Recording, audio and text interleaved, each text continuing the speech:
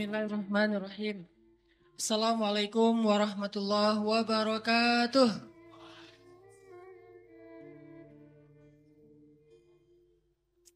Alhamdulillahirabbil alamin. Apa kabar anak-anak muda Tasik?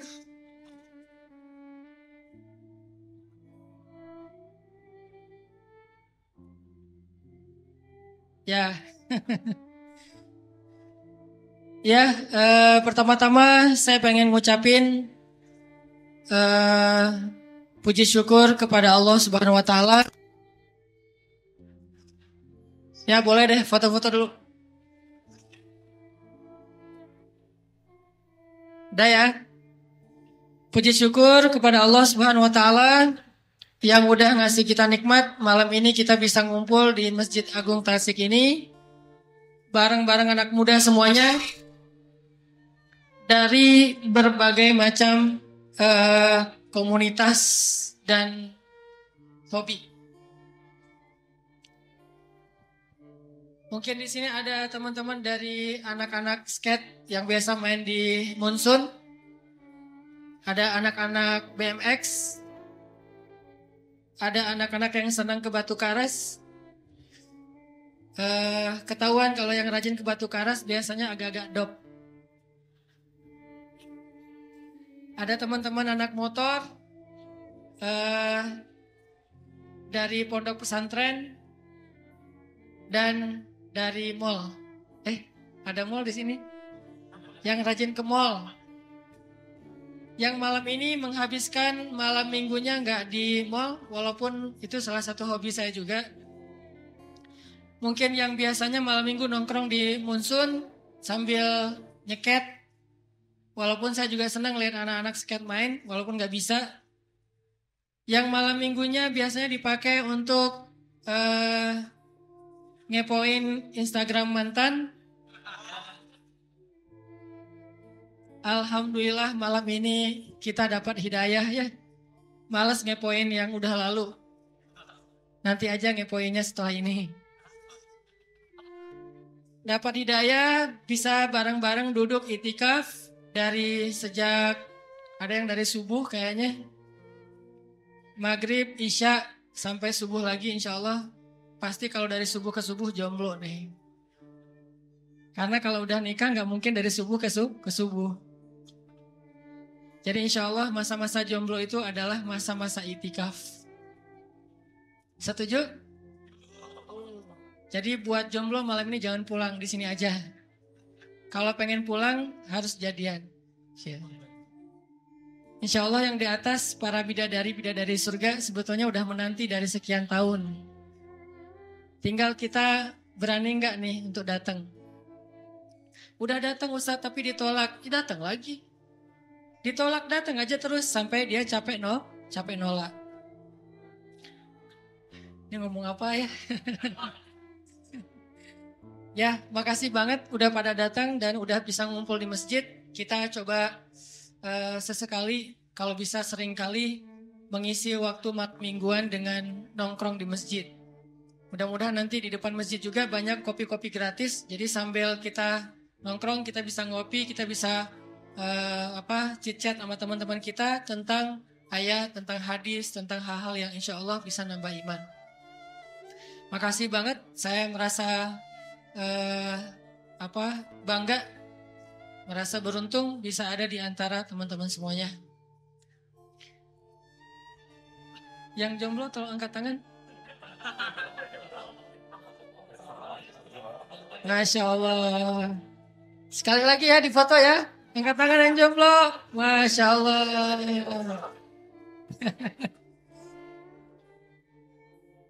Yang udah bosan jomblo.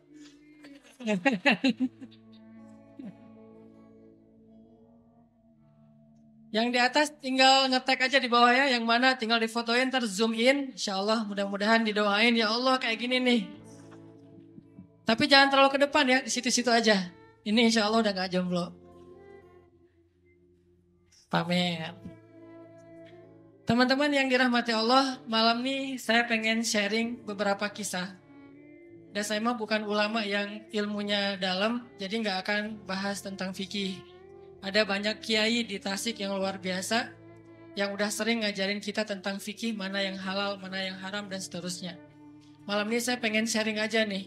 Sharing kisah-kisah tentang orang yang dibela sama Allah. Kisah-kisah orang yang dibela sama Allah. Pernah nggak dibela sama Allah? Pernah nggak dibela sama mantan? Pas lagi reunian, jalan nih, ketemuan sama teman-teman. Ada dia di situ. Terus ada yang iseng sama kita atau ada yang baper sama kita, dia belain. Lu nggak usah gitu, dia nggak seburuk yang lo sangka. Pernah nggak dibela sama seseorang yang kita pernah sayang? Yang ada di tikung ya. Ini yang ngebelain kita tuh bukan manusia. Dibelain sama orang tua pasti. Dibelain sama guru kadang. Tergantung kita kan ya. Kalau kita baik ya dibelain. Dibelain sama teman, oke. Itu karena emang satu komunitas, satu main, satu geng. Oke lah. Tapi sekarang yang ngebelain kita Allah. Pemilik alam semesta. Yang kalau Allah udah ngebelain kita, tiba-tiba kita jadi selebgram langit. Diposting sama Allah di Instagram langit. Ada tuh hadis postingan gimana Allah nge-mention kita di antara para malaikat. Gimana cara Allah nge-mention? Allah kalau cinta kepada seorang hamba, maka Allah akan bilang kepada malaikat Jibril, Jibril, aku cinta sama Fulan bin Fulan. Pakai @nya. Underscore. Bukan yang akun fake ya, yang beneran. Aku cinta kepada @Fulan underscore bin Fulan. Maka cintailah dia. Akhirnya Jibril langsung nge-like, langsung nge-follow orang itu. Setelah Jibril nge-follow, dia akan nge-repost. Nge-repost berita dari postingan Allah tadi kepada malaikat-malaikat lain. Dia repost, dia bikin grup di Instagramnya atau grup di WA-nya, broadcast. Apa broadcastnya? Malaikat-malaikat, Allah cinta kepada @Fulan underscore bin Fulan. Aku juga mencintainya, maka cintailah dia. Tiba-tiba semua malaikat nge-following dia. Followersnya nambahnya, statistiknya tuh naik drastis. Yang tadinya cuma 1.000-2.000, sekarang 1,3 juta. Cie. Baru juga segitu. Di-follow sama para malaikat. Kalau yang nge-follow-nya manusia, biasa. Yang luar biasa, yang follow itu adalah istri. Jadi nggak usah banyak-banyak, sampai 1,3 juta. Kalau nggak ada istri satu pun buat apa ya? Mending follower 1 istri. Instagram sepi, nggak ada postingan. Karena postingan semua rahasia. Ya. Kalau ada postingan yang masih bisa dipublish, berarti statusnya masih sendiri. Begitu berdua, semuanya di-lock, nggak bisa masuk lagi. Karena sudah harus disensor. Nggak ngerti ya? Nikah dulu. Malaikat nge-following dia tuh, tiba-tiba jadi selebgram langit. Udah gitu malaikat juga semuanya pada nge-repost, masing-masing nge-repost kepada siapa? Kepada makhluk yang berada dalam tanggungan atau kerjaan malaikat. Malaikat di laut akan bilang kepada semua ikan, sesungguhnya Allah mencintai Fulan underscore bin Fulan. Jibril juga mencintainya. Malaikat juga mencintainya, maka cintailah dia. Sehingga tiba-tiba seluruh hamba Allah Subhanahu wa ta'ala kecuali jin ataupun syaitan, semuanya akan nge-follow dia dan mendoakan dia dengan doa-doa yang baik. Bahasa sosmednya semuanya bakalan nge-like. Ini orang yang dibela sama Allah. Nah, pengen gak teman-teman jadi orang yang dibela sama Allah? Dibela sama teman kan kita merasa bahagia banget ya. Oh ternyata dia bela gua gitu. Gimana yang ngebelanya? Allah. Ketika kita punya masalah sama seseorang, Allah yang akan ngedukung kita. Kata Allah, aku sama dia deh, gak sama kamu. Kita datang ke calon mertua. Kita bilang, Pak, Assalamualaikum, Waalaikumsalam. Saya pengen menyampaikan niat baik. Oh ya, ada apa dek? Saya pengen menyempurnakan agama. Gimana? Saya pengen nikah. Oh, bagus itu, Dek. Dengan anak bapak. Nah, itu kurang bagus, Dek.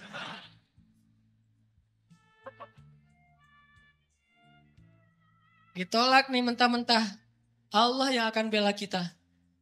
Pulang, ya Allah, dia nolak saya. Engkau maha melihat, engkau maha mengetahui. Bolak-balikanlah hatinya. Malam mimpi. Mimpi mau jatuh ke dalam jurang, tiba-tiba ada tangan yang narik dia pas ngelihat wajah kita. Saya lagi senyum gitu. Masya Allah, berarti dia yang menyelamatkan saya nanti di akhirat. Pagi-pagi kepoin, mana nih anak yang kemarin datang, cari. Akhirnya calon mertua sendiri yang datang ngelamar kita, bayangin. Pernah nggak ngalamin kayak gitu? Sama, saya juga belum. Bisa nggak kayak gitu tuh? Ternyata ada orang yang kayak gitu. Allah yang menikahkan dia, bukan mertuanya. Dan mertuanya masih bingung, tapi Allah sudah mantap. Siapa yang kayak gitu? Ali dengan Fatimah. Sebelum Nabi menikahkan Ali dengan Fatimah, Allah sudah menikahkan Ali dengan Fatimah di langit. Itu kata Nabi. Wahai Ali, berbahagialah sebelum aku nikahkan engkau, sesungguhnya Allah dan Allah sudah menikahkan kamu dan Fatimah di langit. Jadi walaupun calon mertua masih bilang enggak, Allah udah bilang iya. Akhirnya enggak ada yang bisa bilang mengatakan tidak. Kun fayakun. Apa yang Allah kehendaki pasti akan terjadi. Enggak mungkin meleset. Kalau kita baca cerita gimana Ali sama Fatimah, nih sharing cerita pertama. Ali itu sebetulnya ada hati sama Fatimah. Udah lama nih dikecengin nih Fatimah. Dari sejak kecil udah bareng kan. Main bareng, petak umpet bareng. Pokoknya masak-masakan bareng. Kalau anak kecil zaman dulu kan main jadi suami istri, bapak ibu gitu ya. Naik motor-motoran berdua. Padahal adik kakak atau sepupuan. Fatimah sama Ali itu sepupuan. Dari kecil juga Ali udah ngecengin Fatimah. Cuman kan Ali orang yang terhormat. Setelah dia balik, Fatimah udah balik, udah gak mau lagi ngeliat-liat. Kalau waktu kecil biasalah anak kecil juga main, Fatimah, Ali gitu. Akhirnya pas udah usia remaja, Ali mulai makin yakin, makin tertarik sama Fatimah. Cuman gak pede. Siapalah saya, kata Ali. Cuman anak orang miskin yang numpang tinggal di rumah Fatimah. Kan Ali dari kecil tinggalnya di rumah Fatimah, di rumah Khadijah. Sedangkan Khadijah orang kaya. Soalnya Abu Talib itu miskin, anaknya banyak. Saking banyaknya gak sanggup ngurus, yang paling kecil dikasih kepada Rasul dan Khadijah disuruh rawat. Siapalah saya, kata Ali. Saya cuma numpang di rumah Fatimah. Gak selevel lah. Jadi saya gak mau berandai-andai. Walaupun hati gak bisa bohong kan. Pengen sih tapi gak berani difikirkan. Saya gak berani berandai-andai. Kata teman-teman yang segeng sama Ali tuh, yang suka main sama Ali, udah Ali coba dulu, siapa tahu berhasil. Kan kalau kita belum coba belum tahu. Udahlah gak usah bahas yang kayak gitu lagi, jadi baper. Kalau bahasa kita mah ya. Lagi mikir Fatimah pengen datang, lagi nabung, lagi usaha gitu biar bisa bayar mahar. Tiba-tiba dapat berita yang bikin hati langsung yang bikin Ali langsung patah hati gitu. Baper berat. Apa beritanya? Abu Bakar datang melamar Fatimah.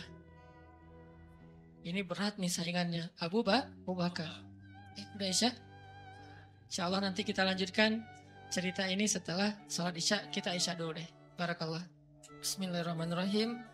Teman-teman tadi kita sampai di mana? Oh, pernikahan antara Ali sama Fatimah. Judul kajian kita malam nih, orang-orang yang dibela sama Allah. Kisah orang-orang yang dibela sama Allah. Dan kita pengen belajar gimana caranya kita bisa jadi salah satu di antara orang itu. Yang kalau kita lagi punya masalah sama teman, dibela. Yang kalau kita ditolak, Allah yang membela. Bentuk pembelaan Allah, tiba-tiba Allah membolak-balikan hati orang itu. Dan buat Allah membolak-balikan hati itu lebih ringan dari kita membolak-balikan telapak tangan. Ada yang susah bolak-balik telapak tangan? Susah gak ada kan ya? Gampang banget kan? Segampang itulah, bahkan lebih dari itu buat Allah untuk yuqallibul qulub, membolak-balikan hati. Buat teman-teman ya yang di sebelah selatan masjid, mohon bersabar, jangan memaksa masuk supaya semuanya nyaman. Kan ayatnya berlapang-lapanglah dalam majelis. Jadi berikan tempat untuk orang yang sudah masuk duluan. Mudah-mudahan yang di luar dapat pahala lebih karena bersusah payah untuk datang dan ternyata jauh di mata nggak diundang. Aneh. Oke, lanjut. Lupa Buat Allah membolak-balikan hati itu lebih gampang dari kita ngebolak-balikin tangan kita. Gampang banget nih. Jadi nggak ada yang di mata Allah atau dalam persepsi Allah ada hati yang kayaknya nih susah banget nih dibolak-balik. Jadi kamu mending gak usah ke situ lagi deh. Saya juga kewalahan ngebolak-balik hati dia. Enggak, mudah. Terus kenapa ada yang dibiarkan, ada yang dibalikan hatinya? Karena ada yang pantas, ada yang tidak pantas. Jika kita sudah punya kepantasan, Allah akan balikan hati kita kepada kebaikan.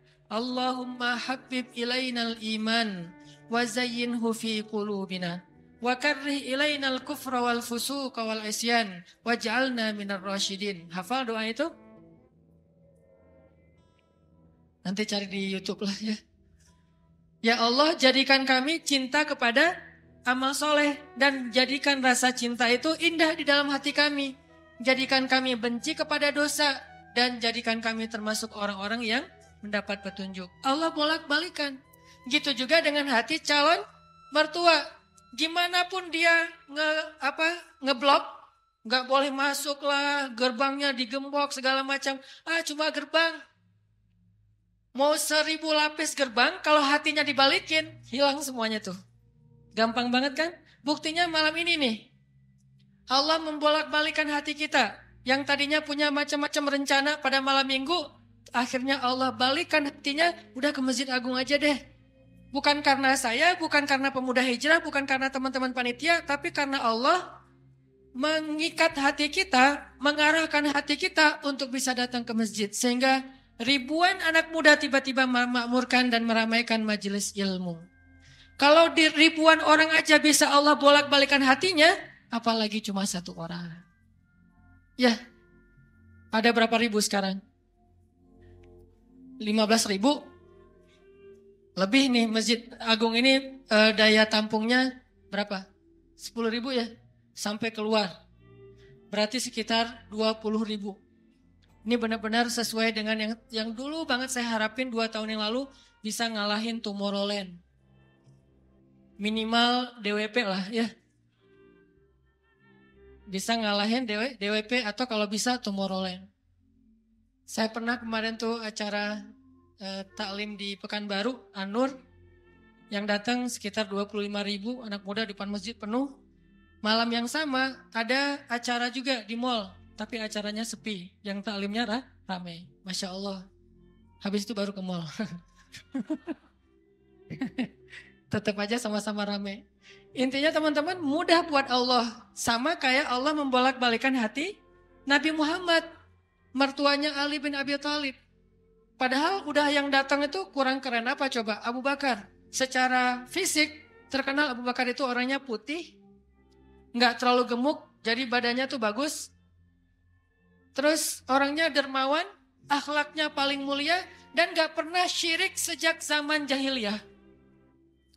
Di antara sahabat Nabi yang gak pernah melakukan dosa syirik sejak zaman jahiliyah, Ali dan Abu Bakar.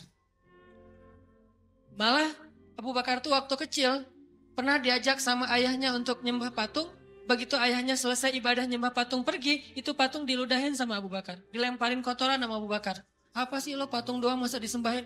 Kalau lo bisa balas gua, coba lo balas dilemparin. Ternyata gak balas. Dari kecil juga Abu Bakar itu udah gak pernah syirik. Orang yang sangat terjaga Hanif. Dan julukannya juga sama dengan julukan Nabi Ibrahim, Siddiq. Wadhkur fil kitab Ibrahim innahu kana siddiqan nabiyya. Ibrahim Siddiq, Abu Bakar Siddiq, sama nih. Bahkan Nabi sering membandingkan Abu Bakar sama Ibrahim. Engkau wahai Abu Bakar seperti Ibrahim. Engkau wahai Umar seperti Musa. Ya iyalah Umar ya. Musa kan gak sengaja noel orang langsung meninggal kan ya. Ngelihat Bani Israel agak ramai gitu, lagi mau gelut sama orang Kipti. Karena Musa kasihan kepada Bani Israel yang lemah, akhirnya dia Cuma ditakol dikit lah si orang Kipti ini teh. Cuma apaan sih lo? Meninggal. Belum diginiin, baru gini doang coba. Jadi kalau dulu ada ultimate fight, kayaknya Musa tuh juara bertahan.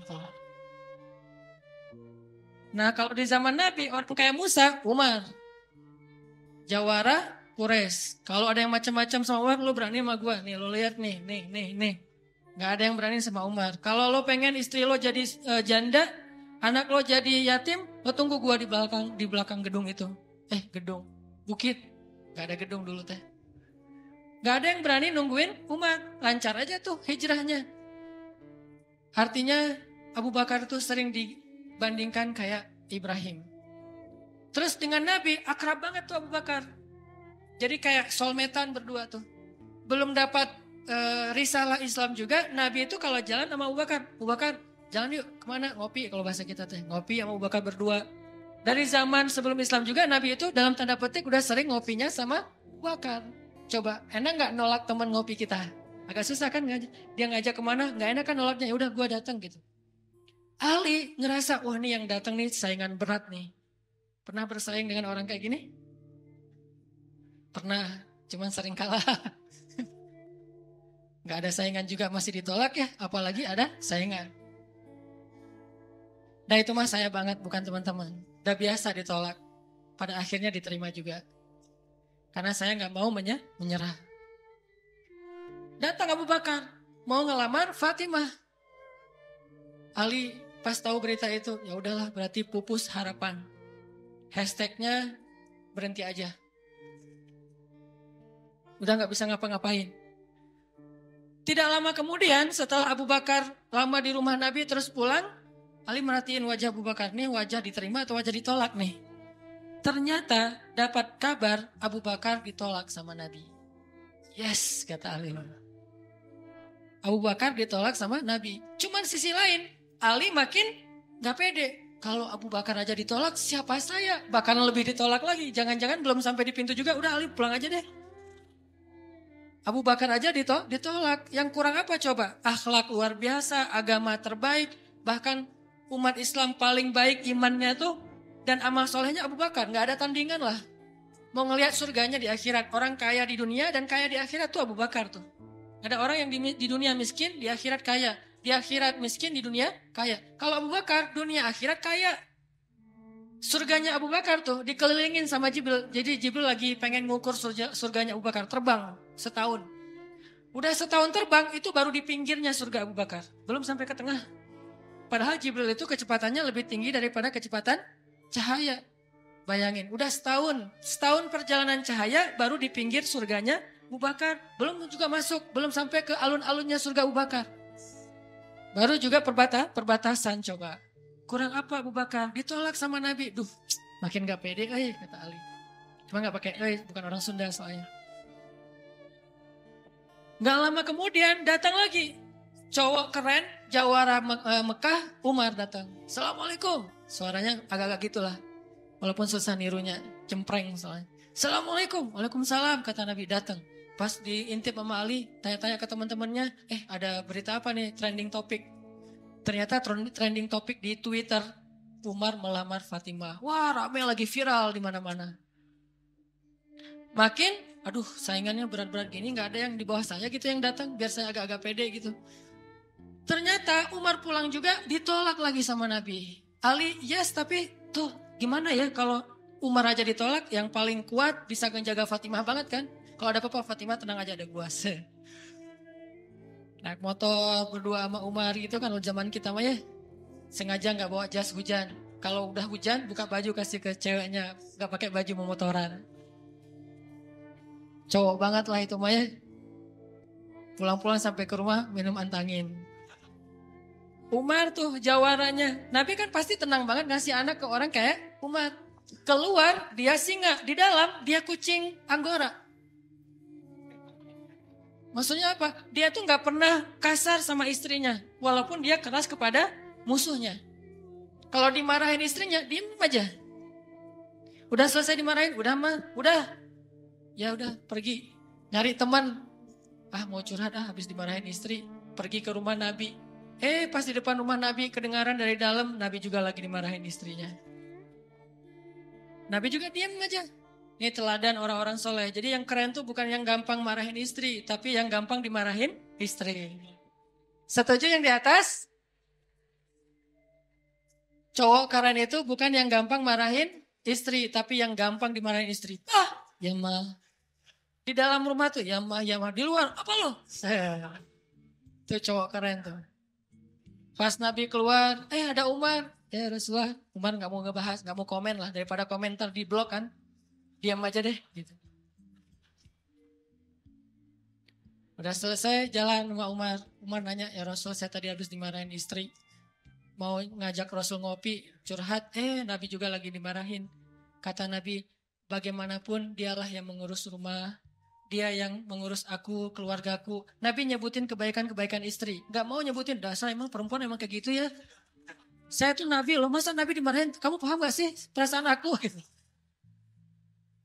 Gak, Nabi gak ngomong kayak gitu. Nabi cuma membicarakan kebaikan istrinya. Umar yang datang ditolak. Akhirnya Ali udahlah. Mau kayak gini mah kayaknya udah gak mungkin deh. Abu Bakar ditolak, Umar ditolak, berarti ada standar di atas mereka berdua. Yang kaya raya ditolak, yang paling eksis berpengaruh, jawara ditolak. Ya saya gak punya dua-duanya. Masih kecil soalnya, nanti kalau dia udah dewasa, Ali emang jawara juga tuh. Malah gladiatornya Nabi kan. Ketika orang gak berani menantang seorang musuh, Ali yang berani. Saya Rasulullah, Ali itu. Akhirnya Ali diam-diam aja, udah gak mau ngebahas lagi tentang Fatimah. Udah aja tutup bab tentang Fatimah. Sekarang yang lain aja deh. Tapi teman-temannya ngegojlokin terus. Ali. Kalau bahasa kita jomblo gitu. Dibully terus. Ustadz posting bully. Teman ngomong gak bully. Pokoknya bully nasional aja.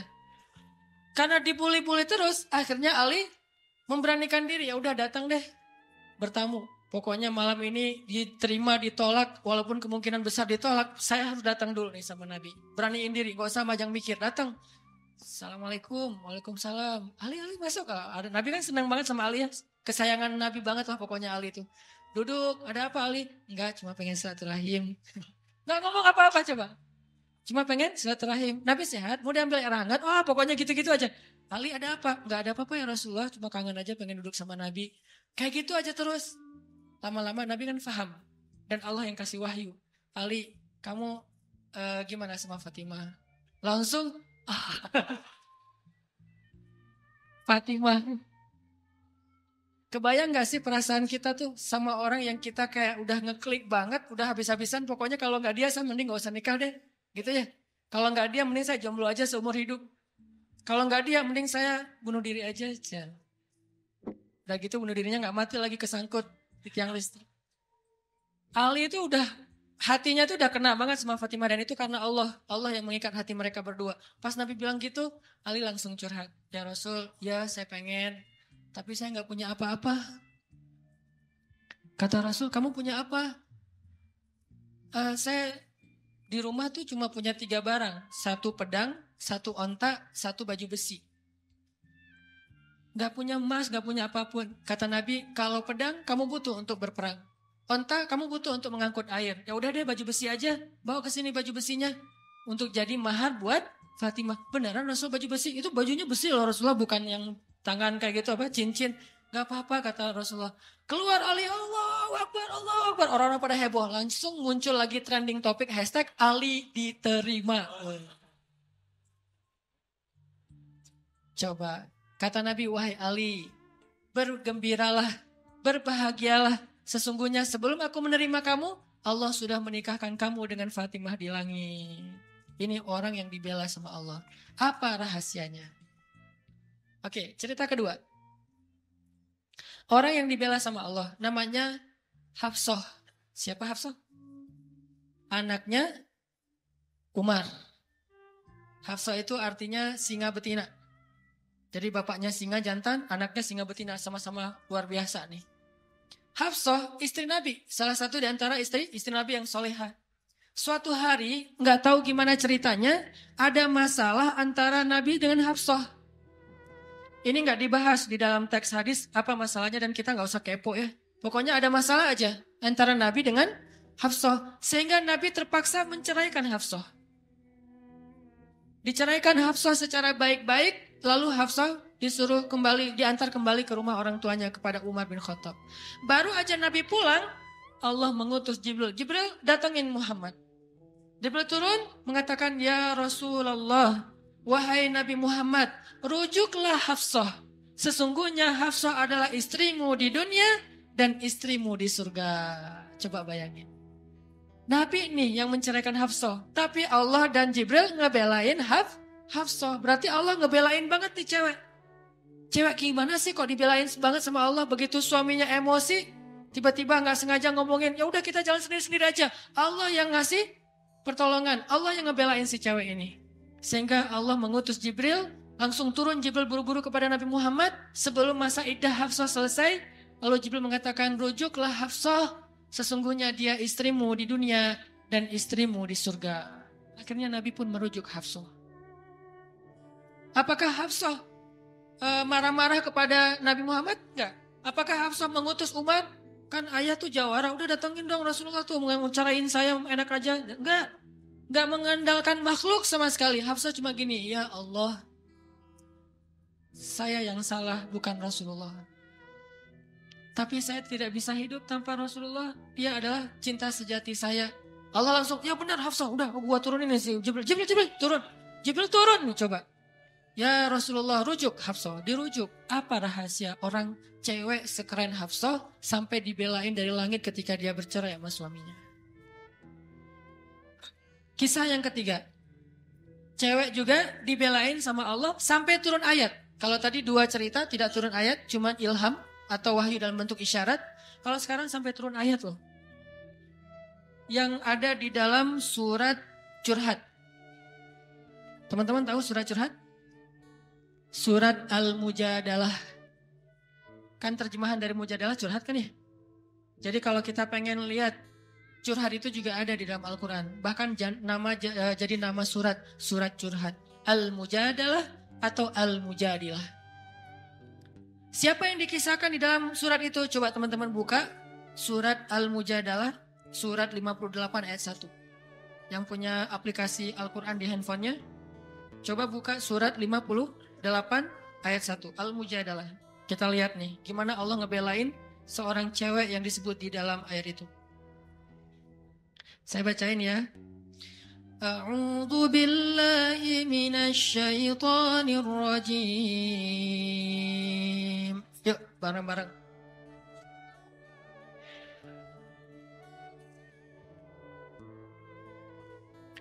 Bismillahirrahmanirrahim.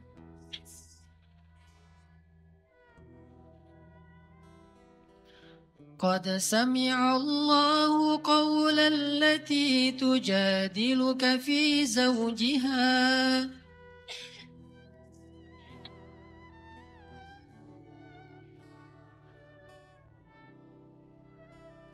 وتشتكي إلى الله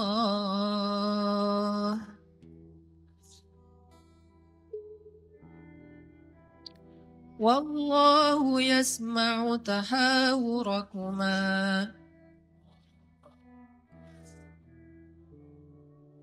إن الله سميع بصير.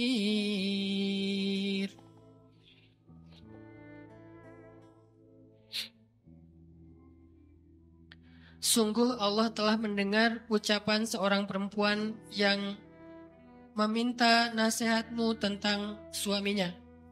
Dan dia curhat kepada Allah. Dan Allah mendengar percakapan kalian berdua. Sesungguhnya Allah maha mendengar, lagi maha melihat. Siapa cewek ini? Namanya Khawlah bintu Sa'labah.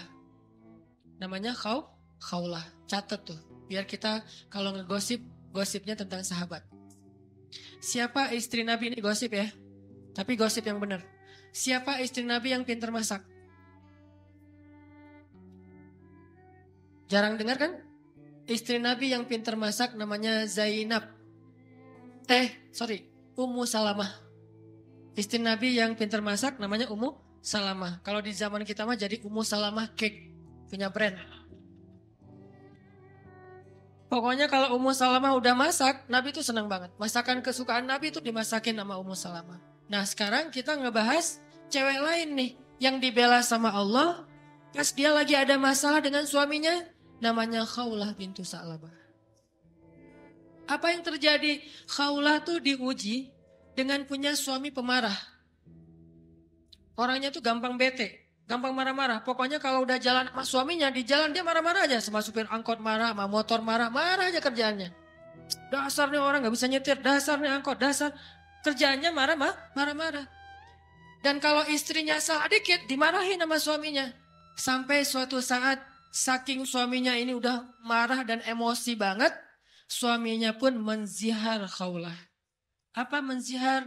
Menzihar itu menyebutkan istri seolah-olah jadi ibu sehingga dia menjadi haram buat suaminya, kayak ditalak 3 gitu. Kamu buat saya seperti ibu saya. Berarti udah nggak bisa lagi jadi suami istri, udah jadi kayak ayah ibu dan anak. Itu tradisi Arab jahiliyah. Nah, gara-gara dia dizihar sama suaminya, dia kan bingung. Terus kalau saya udah digituin, apakah saya masih boleh serumah sama suami saya? Masih boleh tidur bareng dengan suami saya? Kan bingung nih. Minta nasihat dan fatwa kepada kiainya. Waktu itu adalah Rasulullah SAW. Datang nih Khawlah ke Nabi dalam wajah yang sedih. Baru dizihar, ditalak 3 sama suaminya. Dia datang, ya Rasulullah. Apa hukum seorang suami yang mengatakan kepada istrinya, engkau bagiku seperti punggung ibuku. Artinya udah gak halal lagi. Nabi mengatakan, kalau gitu engkau wahai Khawlah sudah cerai dengan suamimu. Udah gak bisa lagi bareng. Bersabar wahai Khawlah. Akhirnya Khawlah pun pulang dalam keadaan sedih. Dia curhat kepada Allah. Ya Allah, memang suami saya itu banyak salahnya. Memang suami saya itu pemarah. Tetapi dialah cinta pertama saya. Coba, ketulusan cinta cewek. Dialah cinta pertama saya. Dan dia gimana bisa hidup? Siapa yang akan ngerawat dia? Kalau dia menceraikan saya, selama ini yang ngerawat dia cuma saya. Ya Allah, bagaimana ini? Watashtaki ilallah. Minta nasihat kepada manusia, tapi curhat kepada Allah. Itu ayatnya tuh. Tujadi luka watashtaki ilallah. Dia minta fatwanya kepada kamu Muhammad, tapi curhatnya kepada Allah. Jangan terlalu sering curhat kepada manusia. Bahaya. Apalagi dua-duanya masih jomblo. Kita curhat ke teman kita, gue lagi kecengin cewek nih. Kayaknya soleha banget, hafal juz 30. Oh gitu? Ya. Anak mana? Ya sekampus sama kita, namanya si Fulan dan seterusnya disebutin, identitasnya, CV-nya udah lengkap. Ternyata dia duluan yang maju. Ditikung di tengah jalan, kan itu berat banget ya. Gara-gara apa? Kok dia tahu tentang cewek itu? Gara-gara curhat kita. Allah tidak pernah menikung hambanya. Hamba sesama hamba saling menikung. Muncullah adegan nanti datang di acara wedding mantan. Udah gitu nyanyi kayak gitu yang baper-baperan gitu ya. Nangis berjamaah. Ini karena sering curhat kepada manusia. Manusia juga kadang-kadang nyebelin. Kita curhatnya sedikit, baru opening, dia udah balas curhat lebih banyak lagi. Gua habis diputusin, caranya gak enak lagi tuh. Gimana gak enak? Dia cuma ngomong gini, kita jadi adik kakak aja ya. Kan berat banget buat gua. Oh gitu, lu masih mending. Gua lebih parah dari itu. Cerita dia tuh. Akhirnya dia yang curhat sama kita. Itu ke manusia. Kalau ke Allah gak gitu. Allah maha sami'un, maha mendengar. Arti sami'un itu gak pernah lelah mendengar. Itu arti sami. Gak pernah lelah mendengar. Kita curhat semalam suntuk juga, Allah tetap sayang sama kita. Udah ya, kelamaan curhat kamu, yang lain hamba-hambaku masih banyak tuh. Gak ada kayak gitu. Makin kita lama curhat sama Allah, makin Allah sayang sama kita. Makin kita lama curhat kepada manusia, makin dia sebel sama kita. Bayangin kita telepon teman kita, baru juga 10 menit, maaf ya udah lowbat. Maaf ya gue harus ngangkat jemuran. Maaf ya dan seterusnya. Manusia, tapi Allah sami'un, maha mendengar. Arti maha mendengar ini, Allah tuh gak pernah bosan ngedengerin curhat hambanya. Jadi bukan hanya dia ambil dari angle Allah maha mendengar segala ucapan kita, bukan cuma itu angle-nya. Ambil angle-angle yang motivasi. Ternyata Allah itu gak pernah bosan, gak pernah capek ngedengerin curhat kita. Jadi kalau kita pengen curhat yang panjang, yang gak akan pernah dicuekin. Kadang-kadang kita curhat lewat telepon ke teman kita, di loudspeaker dia ngapain gitu ya. Kok gak ada suara dia, kok diam-diam aja. Kamu dengar kan? Dari jauh dia langsung lari, iya dengar, terus pergi lagi. Kita ngomong sendiri, teleponnya ditaruh di atas bantal, dia pergi. Itu manusia, Allah enggak.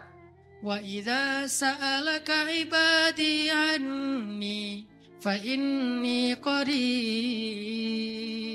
Kalau kita tanya ke Allah pengen curhat, Allah bukan menjauh. Apa-apa, sini, dekat. Allah malah mendekat kepada kita. Apa? Wahai hambaku ada apa? Kalau teman kita menjauh, kalau Allah mendekat coba. Sami'un qaribun. Orangnya tuh qarib. Kalau bahasa kita karib, akrab orangnya. Bukan orangnya, zatnya. Allah itu zatnya akrab. Asik gitu. Gak bakalan nyebelin. Allah gitu banget sih. Saya udah capek-capek curhat semalaman ternyata gak didengar. Gak. Sami'un. Curhat ke Allah. Begitu Khawlah curhat ke Allah. Akhirnya Allah turunkan ayat ini. Sesungguhnya Allah sudah mendengar dan melihat percakapan kalian berdua. Maka sesungguhnya zihar itu perbuatan dosa. Maka tetapi bisa untuk dianulir. Gimana menganulir zihar? Nanti dijelasin di ayat-ayat berikutnya. Allah marahin suaminya.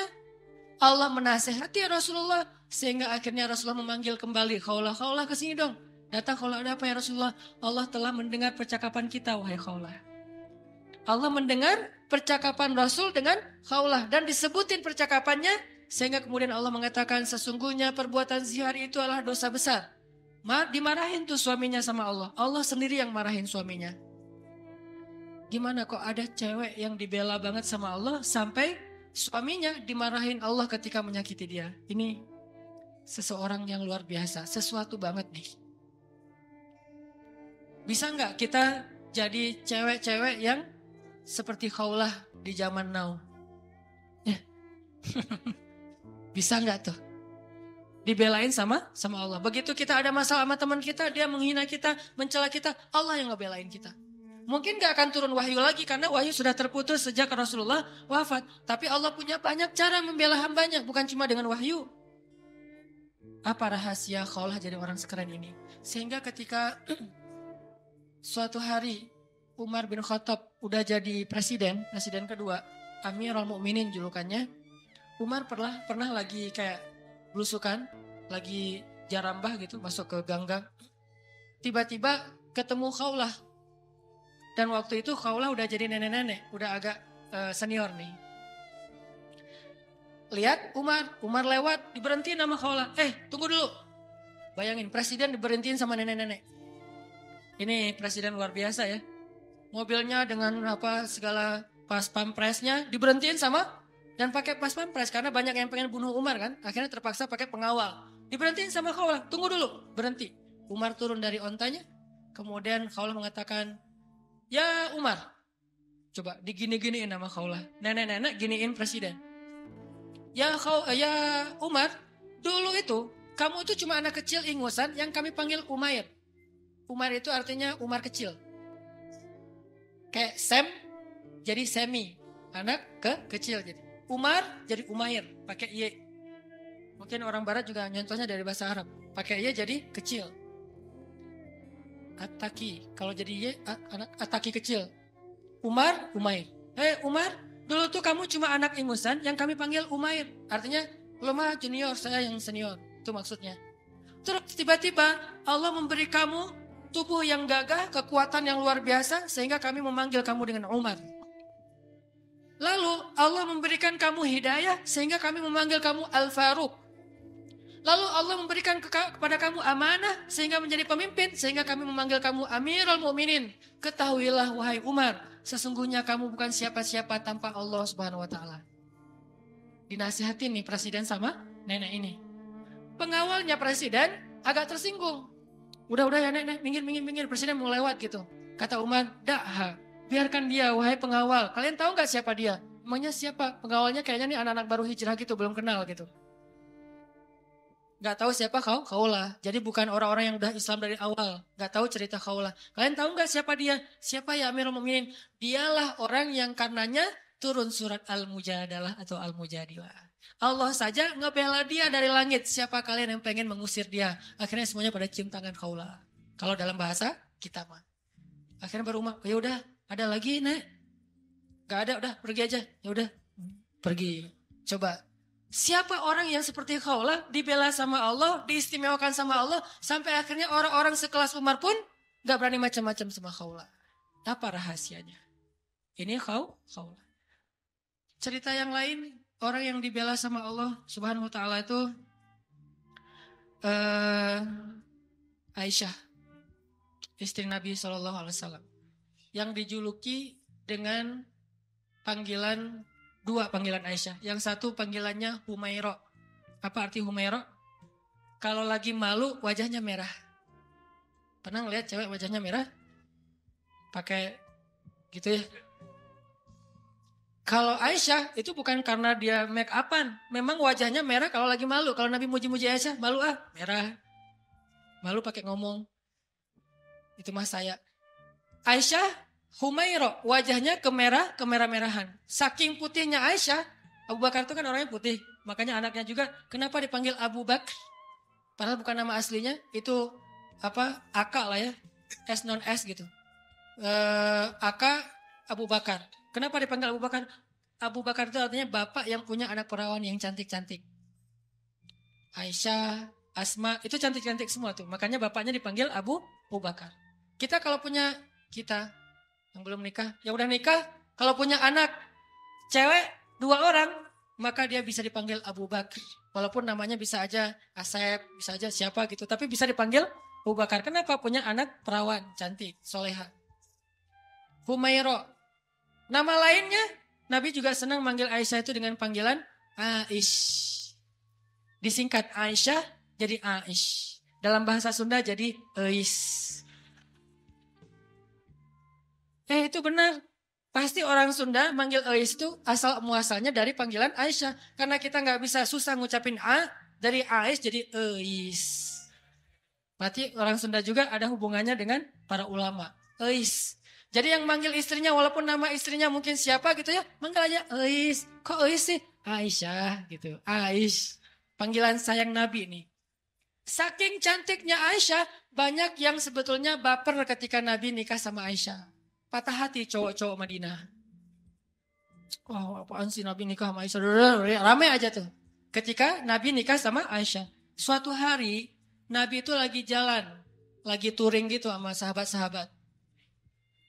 Bahasa dulu mah berangkat berjihad ya. Cuman sebutlah touring. Karena Nabi sambil berjihad juga, sambil touring, sambil main. Nah Nabi itu kan kalau berangkat touring bawa istri ya. Jadi kalau yang berangkat touring gak bawa istri kurang ikut sunnah menurut saya.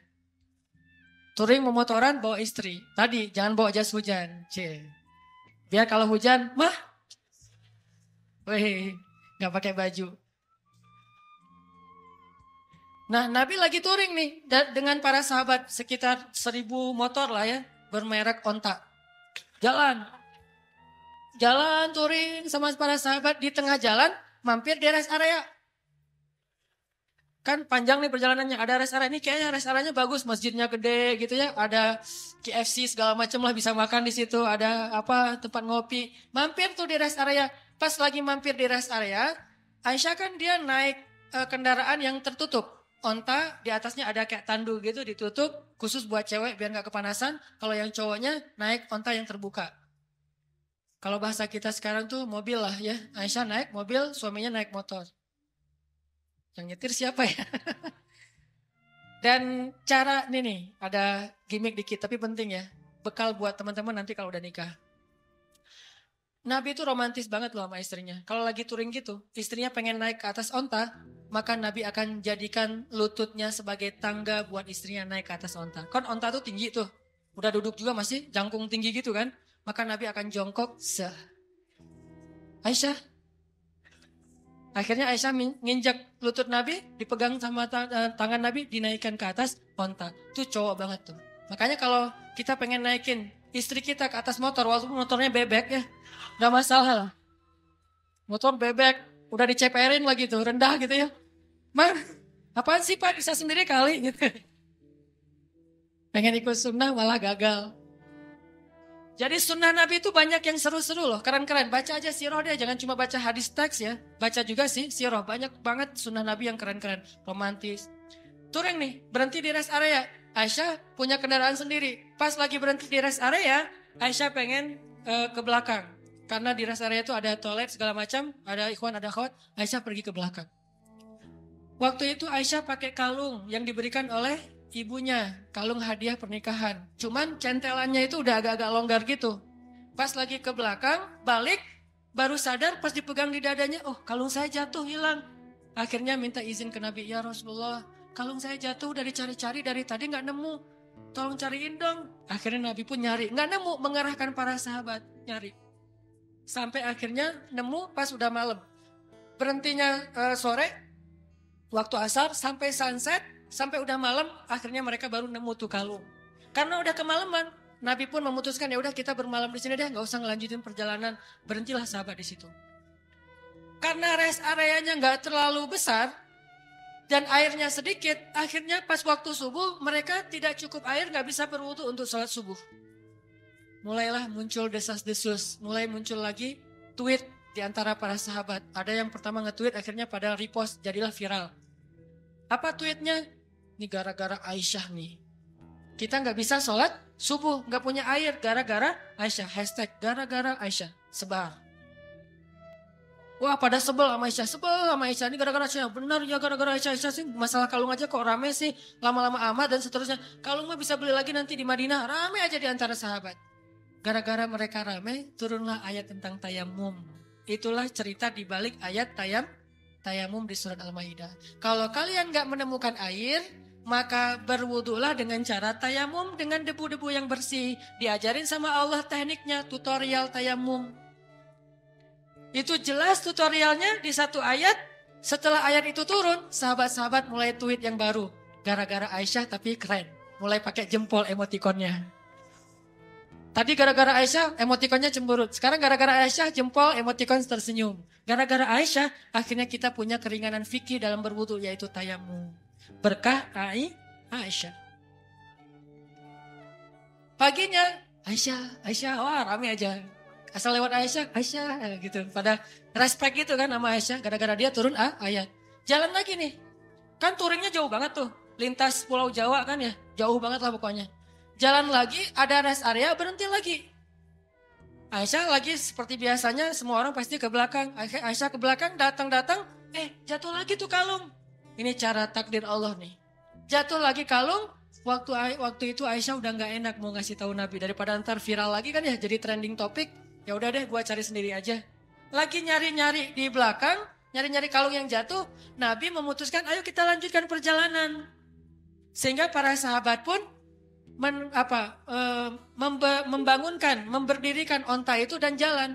Nah, tadi Aisyah kan masuknya di atas tanduk. Waktu itu sahabat yang mengangkat tanduk nggak sadar kalau di dalamnya Aisyah udah nggak ada. Kenapa? Itu menunjukkan bahwa Aisyah itu kurus. Itu komen ulama di hadis tersebut. Makanya kalau baca hadis jangan cuma baca teksnya, baca komennya juga.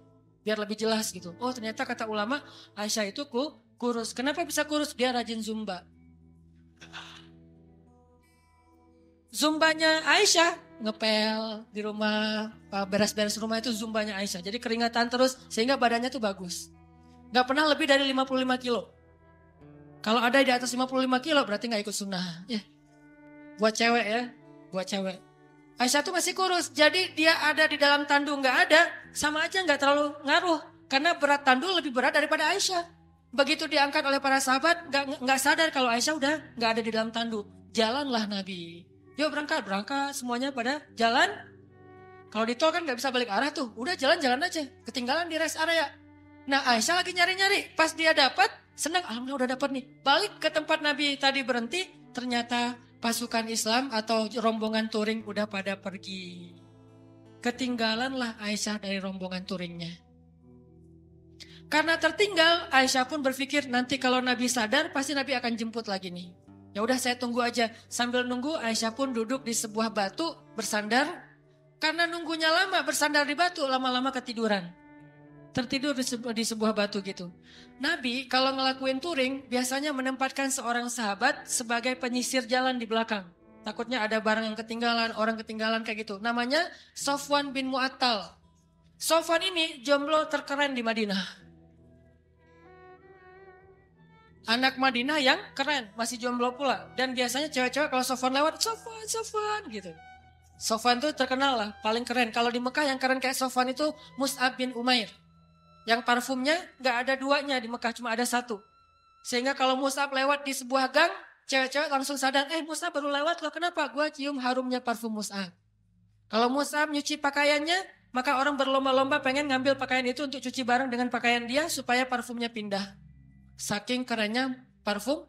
Memang parfum gimana? Harga 100 milinya, 100 mili itu yang kecil, 20 juta.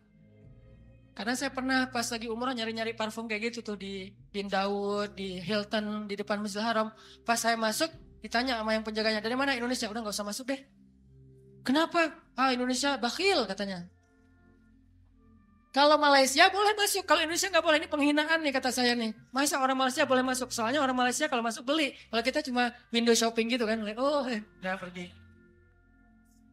Saya tanya, karena saya bisa bahasa Arab capruk. Anak uhibbu super mil pokoknya ya. Capruk aja, banyakin ain aja pokoknya biar Arab gitu ya. Akhirnya dia gak ngerti, udah masuk aja lah. Karena gak ngerti ya daripada rame. Masuk ngeliat parfum 1 milinya 100 mili yang kecil gitu. Harganya 20 juta. Pas saya lihat langsung jantungan. 20 juta berarti sekali pakai 100 ribu. Dicoel sekali 100 ribu, 2 kali 200 ribu. Sehari 500 ribu pakai parfum doang. Itu Mus'ab bin Umair. Sofwan gitu juga tuh. Anak Madinah yang bisa dibilang cowok kecenya Madinah lah.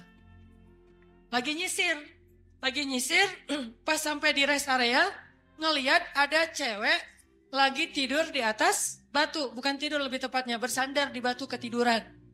Pas Sofwan mendekat, ngelihat wajahnya, ternyata itu Aisyah. Langsung Sofwan berta'awuz. A'udzubillahi minasyaitonirrajim. Terus Sofwan mengatakan, taraju, innalillah wa inna ilaihi raji'un. Taraju yang di Tasik Garut, itu dari bahasa Arab. Taraju. Apa arti taraju?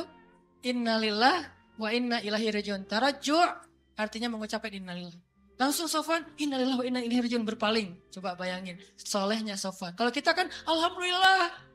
Sebaliknya. Kalau Sofwan, innalillah. Nih cowok keren tuh kayak gitu tuh. Innalillah. Kalau Maryam, ngelihat Jibril, kan Maryam pernah lagi sendirian tuh di mihrab. Lagi berzikir. Tiba-tiba datang cowok keren namanya Jibril. Gabriel.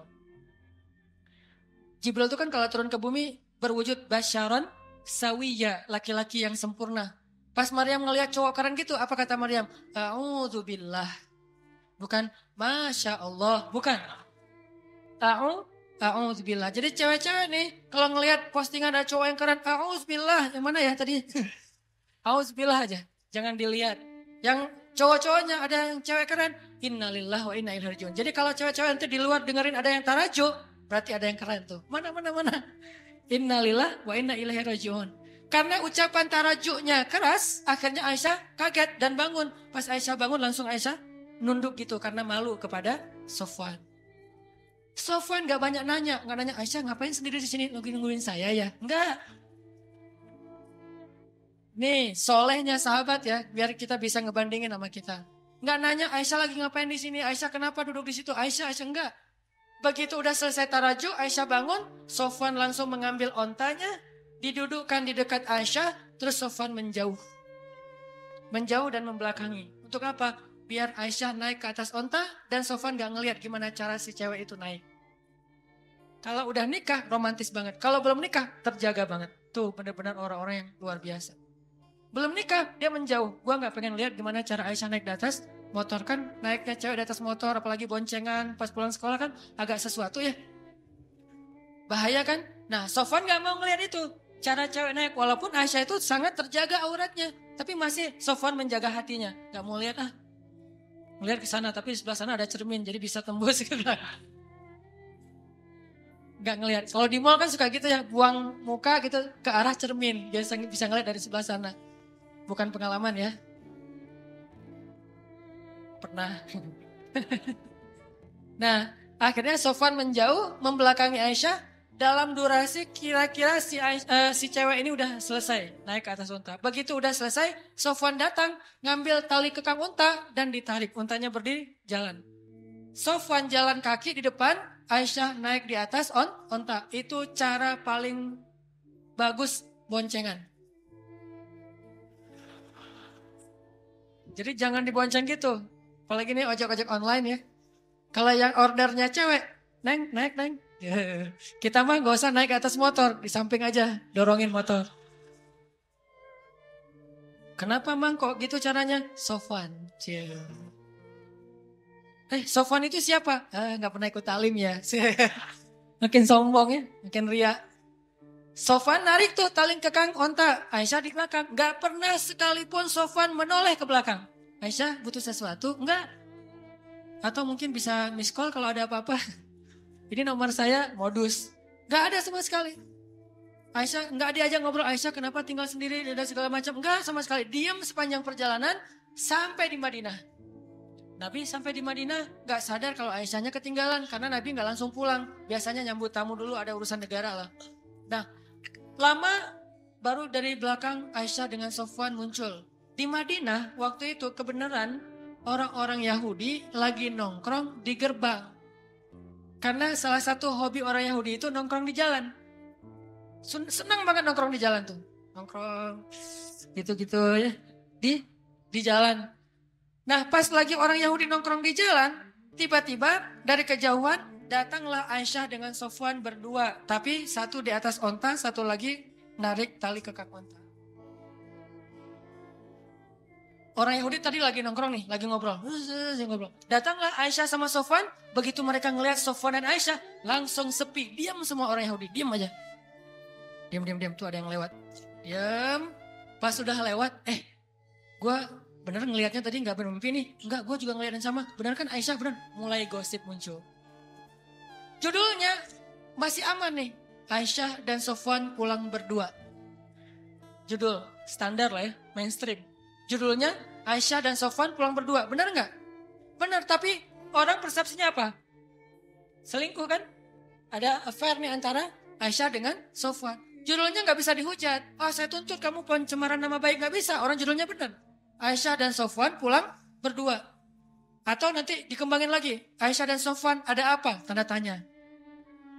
Bisa aja kayak gitu. Ada apa dengan AADA gitu. Ada apa dengan Aisyah. Nah gara-gara orang Yahudi nyebarin tweet, hashtag, postingan kayak gini, mulai viral di antara kaum muslimin. Ada apa dengan Aisyah? Aisyah selingkuh, Aisyah dan Sofwan ada sesuatu. Ramelah fitnah di antara kaum muslimin tentang Sofwan dan Aisyah. Sampai akhirnya fitnah ini terdengar kepada Rasul. Nabi juga sempat hampir ragu sama Aisyah. Saking semua orang ngebicarain itu. Lo udah dengar berita belum? Apa? Aisyah sama Sofwan ternyata kemarin pulang berdua ada sesuatu tuh. Oh gitu? Kan suka gurih ya? Omongan-omongan kayak gini nih. Bisa ditambah-tambahin, pecinnya ditambahin. Jadilah pecinnya banyak. Makin banyak pecin, makin sedap. Makin susah untuk berhenti kan? Nah gitulah gosip. Akhirnya viral, jadi trending topik di Madinah. Aisyah dan Sofwan ada affair. Sampai ada seorang sahabat, kalau gak salah namanya Abu Ayyub, pulang ke rumah. Nanya ke istrinya, Mah, udah dengar berita yang lagi trending topik belum? Udah Pak, Mama juga baru buka Instagram, kata istrinya. Mama punya Instagram kok Bapak gak di follow? Bahaya. Aisyah sama Sofwan katanya di fitnah ada sesuatu. Gimana menurut Mama? Kata Abu Ayyub. Nih jawaban istrinya nih jadi panduan buat kita kalau dengar gosip. Apa kata istrinya? Ya Abu Ayyub, gimana pendapat engkau jika ada yang mengatakan engkau selingkuh dengan seorang perempuan? Kata Abu Ayyub, ya gak mungkin lah. Papa mau selingkuh, kan udah cukup dengan Mama. Mama kan segalanya buat Papa. Udah gak ada lagi, gak akan terbuka lagi lah hati Papa buat cewek yang lain mah. Udah gitu-gituin. Benar Pak, benar. Sesungguhnya Sofwan itu lebih soleh daripada Papa. Kalau Papa gak mungkin selingkuh, maka Sofwan juga gak mungkin. Oh gitu, ya deh. Ditanya lagi sama istri Abu Ayyub. Pak, ya Abu Ayyub, gimana menurut engkau jika ada yang mengatakan Mama selingkuh? Kata Abu Ayyub, nauzubillah gak mungkin. Papa percaya banget sama Mama. Mama itu kan cewek yang paling setia, yang menjaga diri dan segala macam. Kata istrinya, sesungguhnya Aisyah lebih soleha daripada Mama. Kalau Mama aja gak mungkin selingkuh, apalagi Aisyah. Coba. Gampang kan menyelesaikan masalah kayak gini? Ada isu, sesungguhnya dia lebih soleh daripada kita. Kalau kita aja gak mungkin, pasti dia lebih gak mungkin lagi. Gitu caranya. Husnuzon. Tapi di luar, berita itu tetap berkembang. Sampai akhirnya Nabi datang ke rumah Aisyah. Bertanya kepada Aisyah, ya Aisyah, pasti kamu sudah mendengar berita tentang ini. Gimana menurut kamu, hai Aisyah? Kata Aisyah, kalau saya bilang berita itu bohong, mungkin Nabi nggak percaya sama saya. Padahal itu bohong. Kalau saya bilang itu benar, tapi Allah Maha tahu bahwa itu tidak benar. Maka saya tidak akan membela diri. Wallahul musta'an. Saya akan curhat hanya kepada Allah saja. Allah yang Maha menolong. Masuk ke kamar. Aisyah kecewa gitu sama Nabi. Karena Nabi dianggap nggak ngebelain Aisyah. Nabi juga bingung. Benar nggak? Emang kayak gitu. Saking parahnya berita ini. Nabi juga bingung nih. Hampir aja Nabi menceraikan Aisyah. Saking luar biasanya fitnah. Nggak lama kemudian Nabi dalam keadaan sedang sedih, rasa perasaannya itu lagi kacau banget. Turun surat An-Nur ngebelain Aisyah. Sesungguhnya orang-orang yang menyebarkan berita bohong itu adalah bagian dari umat Islam sendiri. Ternyata yang menyebarkan itu bukan orang Yahudi. Orang Yahudi cuma munculin tweet pertama orang Yahudi, tapi yang bikin dia viral orang Islam. Mungkin postingan pertama bukan dari orang Islam, dari luar. Sengaja pengen bikin masalah. Yang bikin itu jadi fitnah, kita sendiri nge-repost sembarangan.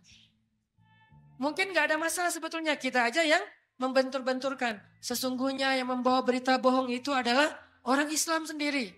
Maka katakan kepada mereka, jika kalian tidak bertobat, sesungguhnya itu zalim yang paling besar. Janganlah kalian meringankan ucapan kalian, meremehkan. Sesungguhnya di sisi Allah itu dosa besar, dan seterusnya. Satu halaman penuh ayat turun untuk ngebelain Aisyah. Bayangin, satu halaman di surat An-Nur. Khusus tentang Aisyah. Akhirnya Nabi pas dapat ayat ini, ngumpulin para sahabat. Ayo ngumpul. Nabi pun membacakan ayat itu, para sahabat bertakbir. Allahu Akbar. Ternyata sudah turun tabayyun dari langit, bukan dari bumi. Klarifikasinya, yang membersihkan nama baik Aisyah dan Sofwan, Allah Subhanahu wa Ta'ala. Langsung dari Allah. Sehingga akhirnya Nabi pun datang ke rumah Aisyah, nyari, ya Abu Bakar, sudah turun ayat. Mana Aisyah? Aisyah disuruh keluar oleh Abu Bakar. Ketika Aisyah udah keluar, Rasulullah mengatakan, ya Aisyah, berbahagialah. Allah sudah turunkan ayat yang membela kamu, bahwa sesungguhnya itu semuanya berita bohong. Aisyah pun masuk lagi ke kamar dalam keadaan ngambek. Abu Bakar masuk ke dalam, Aisyah, kenapa masih ngambek sama Rasulullah? Udah ucapin terima kasih sama Nabi. Kata Aisyah, enak aja, ngapain saya minta terima kasih ke Rasulullah? Kan yang bela saya Allah. Udah biarin aja orang itu. Kata Aisyah, coba. Apakah Rasulullah marah? Enggak. Kata Abu Bakar, ya Rasulullah, Aisyah lagi ngambek, gak mau ketemu. Ya udah gak apa-apa. Memang Aisyah pantas untuk melakukannya. Nabi pun pergi. Biarkan Aisyah menyelesaikan merecovery dulu perasaannya. Selang beberapa hari Nabi datang lagi, udah normal lagi. Orang dibela sama Allah sampai turun ayat satu halaman. Kok bisa kayak gitu? Apa rahasianya? Terakhir, satu lagi kisah gimana Allah ngebelain hamba yang Allah cintai, yaitu sekelompok sahabat miskin.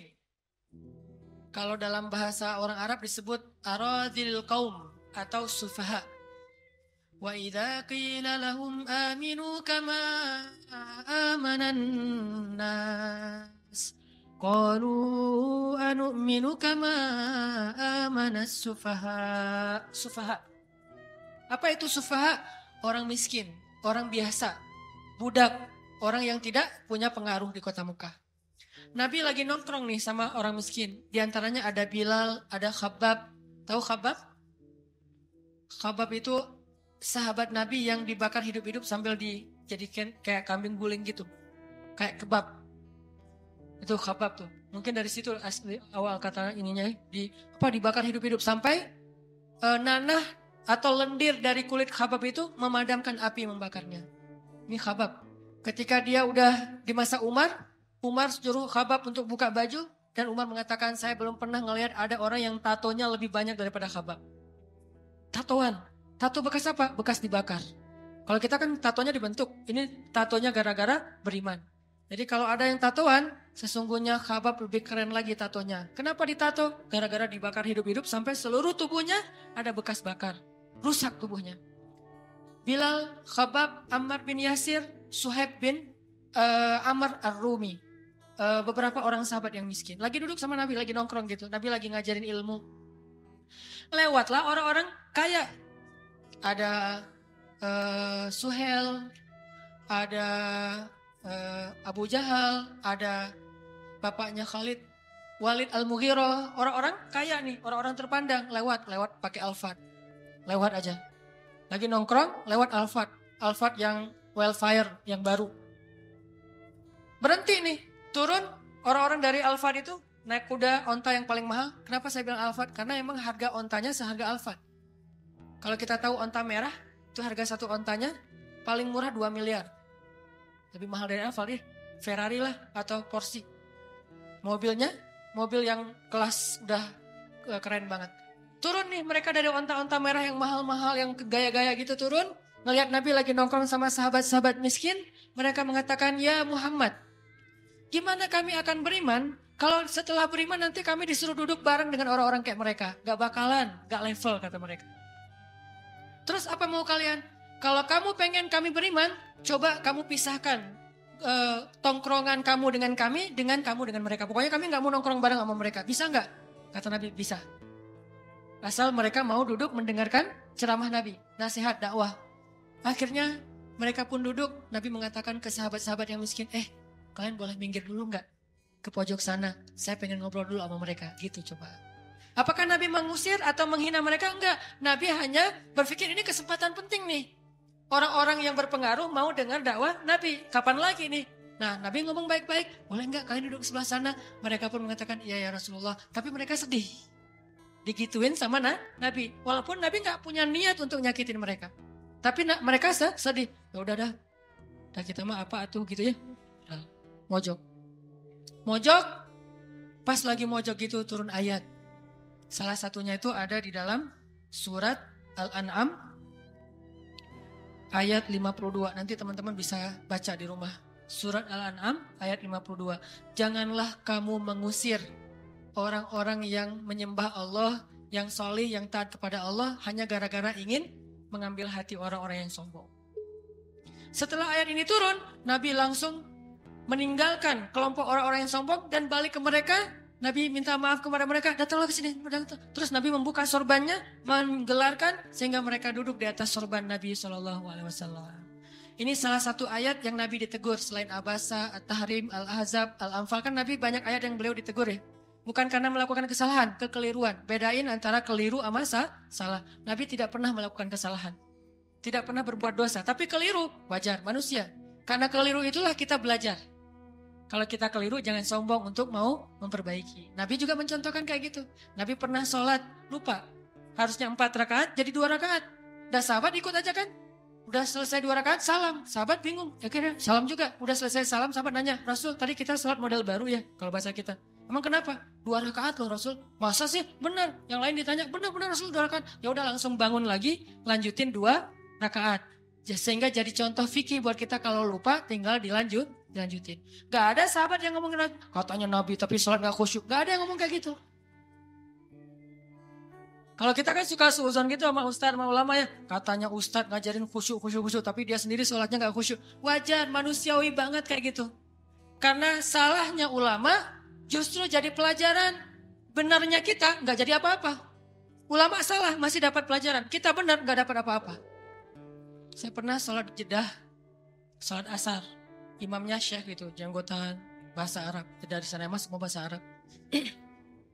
Ngimamin sholat asar. Ternyata lupa tahiyat.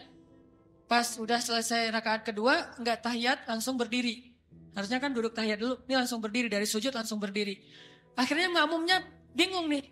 Terjadilah perbedaan pendapat di antara makmum. Ada mazhab yang tetap duduk, ada yang mazhab yang ikut berdiri. Bingung kita, kamu berdiri, gua duduk aja deh. Gitu. Dalam sholat jadi pada bingung. Akhirnya pada ada yang subhanallah digitu-gituin. Imamnya anteng gue enggak duduk. Berdiri tetap. Akhirnya yang duduk juga jadi karena imamnya kekeh enggak mau duduk. Akhirnya mereka berdiri. Selesai sholat rame nih. Makmum kayak kepedean gitu. Merasa lebih khusyuk dari imam kan. Syekh tadi sholatnya kayaknya kita kurang tadi tuh tahiyat. Masa saya enggak ingat udah ditasbihin enggak ingat juga. Kata Syekh saya ingat. Cuman ketika kalian bertasbih mengingatkan saya udah sempurna berdiri. Berdiri itu rukun sholat, duduk itu sunnahnya. Tidak boleh rukun, itu yang rukun dikalahkan oleh yang sunnah mengalahkan yang rukun. Kalau saya udah sempurna berdiri, nggak boleh duduk lagi. Kecuali saya baru setengah berdiri, kalian mengatakan subhanallah, saya akan duduk. Oh gitu Syekh, maaf ya Syekh. Ternyata salahnya ulama, pelajaran buat kita. Kita udah benar, nggak jadi apa-apa sama orang lain. Gitu kan ya? Nabi juga pernah melakukan kekeliruan. Dan banyak ayat yang menegur Nabi. Termasuk ayat ini. Kenapa mereka semua dibela oleh Allah? Tadi ada Hafsah, siapa lagi tadi di awal? Ada Ali, ada Khawlah, ada Aisyah, ada Bilal dan teman-temannya. Apa rahasianya mereka dibela sama Allah Subhanahu wa taala? Rahasianya satu, teman-teman. Coba teman-teman buka surat Fussilat, surat 41 ayat 30. Itulah rahasianya. Surat Fussilat, surat 41 ayat 30. Nih, kita baca ya dikit lagi. Surat Fussilat, surat 41 ayat 30.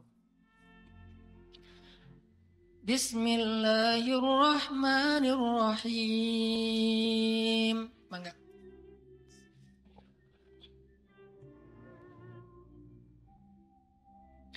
Innal ladzina qalu rabbuna Allahu tsumma istaqamu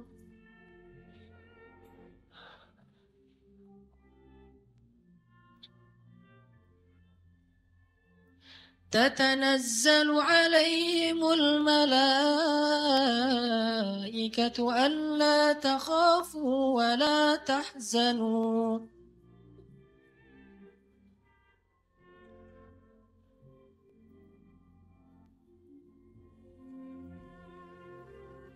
وأبشروا بالجنة التي كنتم توعدون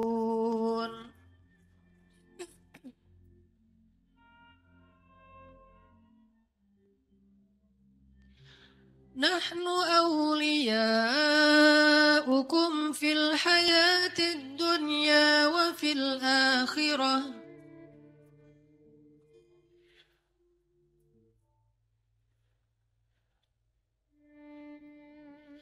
ولكم فيها ما تشتهي أنفسكم ولكم فيها ما تدعون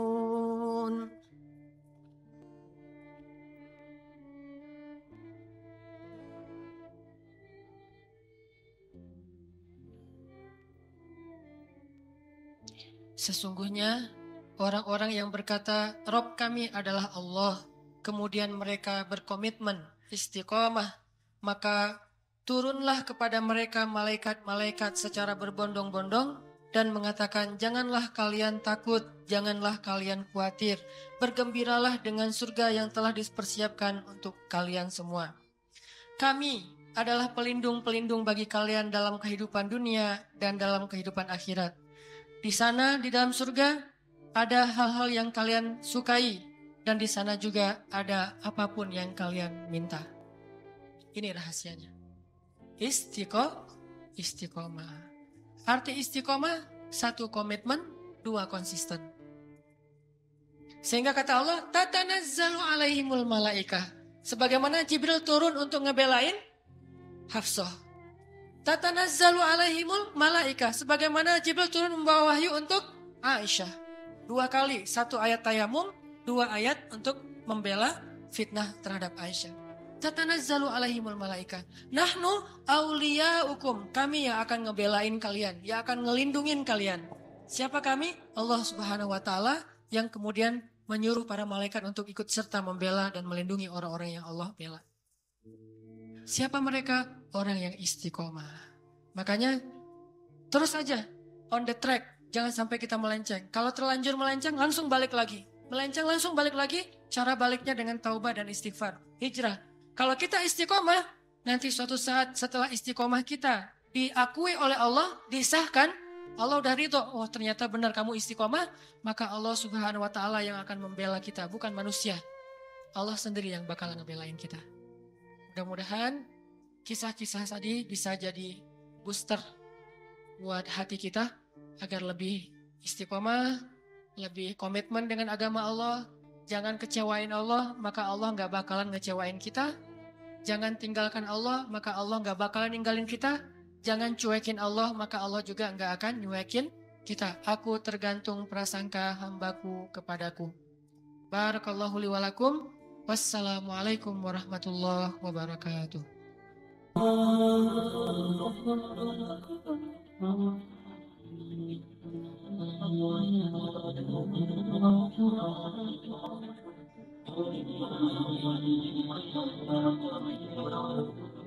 Gimana caranya kita kalau punya keinginan, punya himmah, punya goals dalam hidup kita, gak serumit istri Imran, hal sepele aja.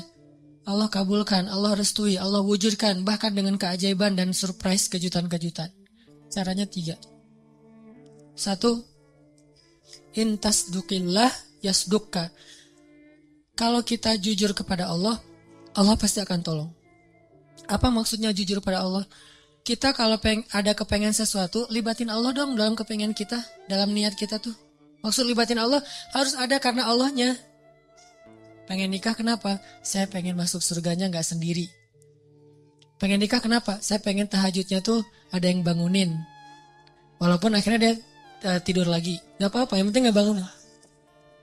Pengen kuliah ngambil jurusan A, B, C, gak apa-apa, gak harus semuanya jurusan agama kan.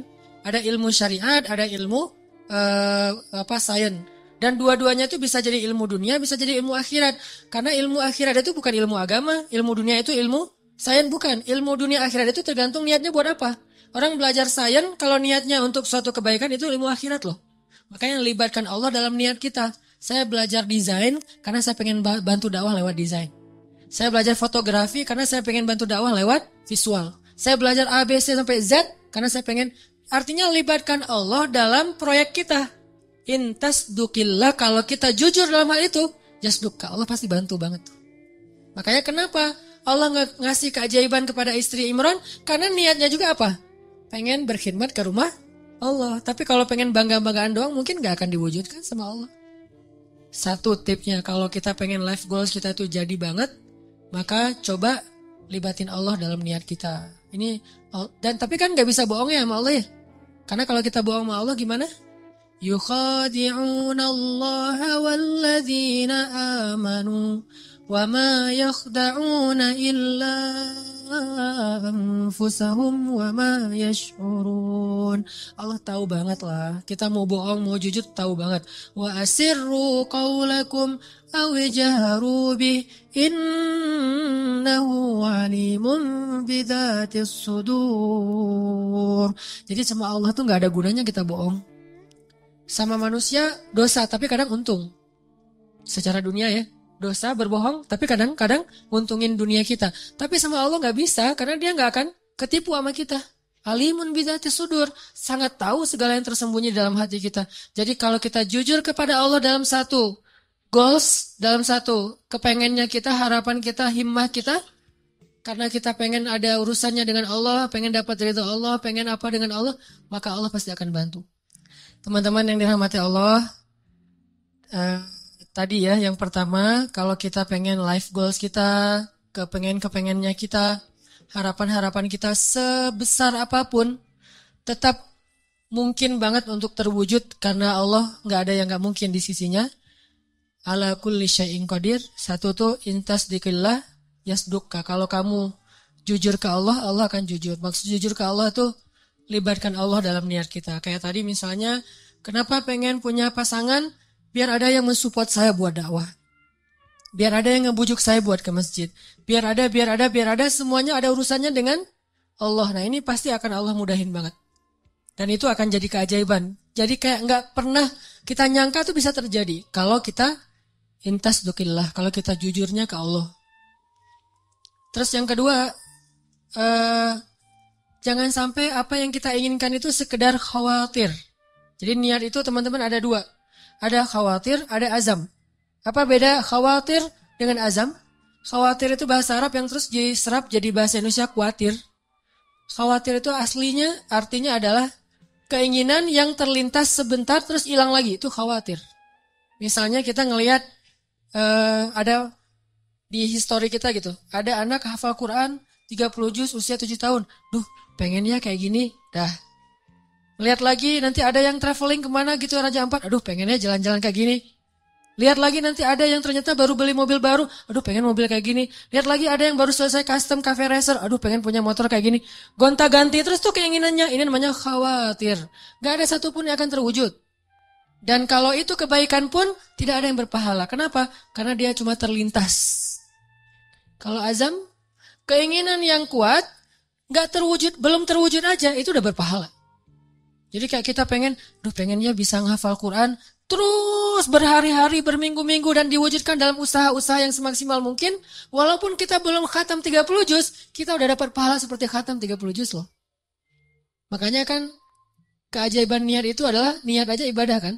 Kalau kita niat memperbanyak ta'adudin niyah, memperbanyak niat-niat yang baik, niat doang itu udah ibadah. Tapi syaratnya niat yang masuk dalam kategori azam, bukan dalam kategori khawatir. Benar-benar pengen gitu. Aduh pengen banget bisa umroh ketika ngelihat ada teman kita yang posting lagi di Masjidil Haram, di Masjid Nabawi. Aduh pengen banget setiap hari ngelihat kayak gambar tentang Mekah, Madinah, terus ngelihat orang-orang yang travel, terus kemudian daftar dan berangkat, nganterin orang yang selamatan pengen umroh. Karena kita pengen, dan kepengen kayak gini nih, kalau kuat di hati kita, namanya azam. Belum terwujud aja, udah seperti melakukannya. Dan insya Allah akan Allah wujudkan. Karena itu janji Allah, khawatir. Dan yang ketiga apa teman-teman? Yang ketiga itu, saya lupa istilah Arabnya, dulu saya sering membahas, cemburu. Cemburu kepada apa? Cemburu kepada orang yang kita jadikan kayak inspirasinya. Contoh, Zakaria. Kenapa Zakaria bisa punya Yahya yang luar biasa? Karena cemburu kepada Maryam. Kenapa Imran dan istrinya bisa punya anak dan cucu yang luar biasa? Karena cemburu kepada Zakaria. Gitu. Jadi kita kalau pengen ada satu keinginan-keinginan yang pengen diwujudkan, karena cemburu berat dalam kebaikan ya. Dalam kebaikan, misalnya ngelihat teman kita bisa sedekah, bangun ini, bangun itu, segala macam, bantu anak yatim. Terus kita jadi cemburu. Ya Allah pengen banget bisa sukses secara bisnis, finansial. Karena tuh saya pengen kayak gitu tuh, sedekah. Oh, maka kalau kita jujur cemburunya, jujur ke Allahnya, Allah wujudkan.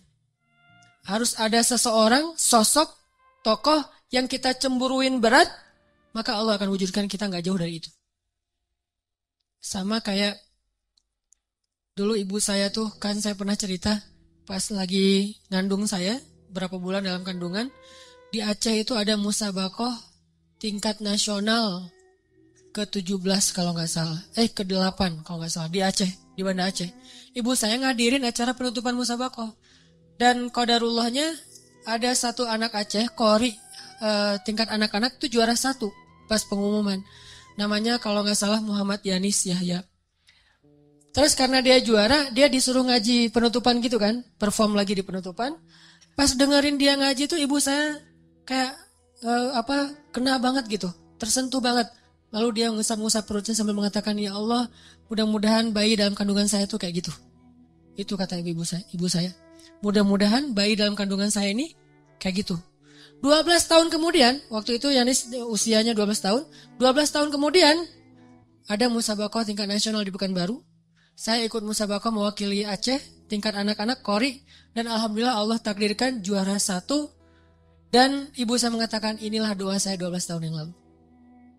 Persis gitu. Karena apa? Karena ada rasa cemburu dalam kebaikan. Nah siapa yang sekarang kita cemburui? Boleh teman pas reunian dia datang berdua. Cemburu berat kan ya? Apalagi ada cerita dulu tuh.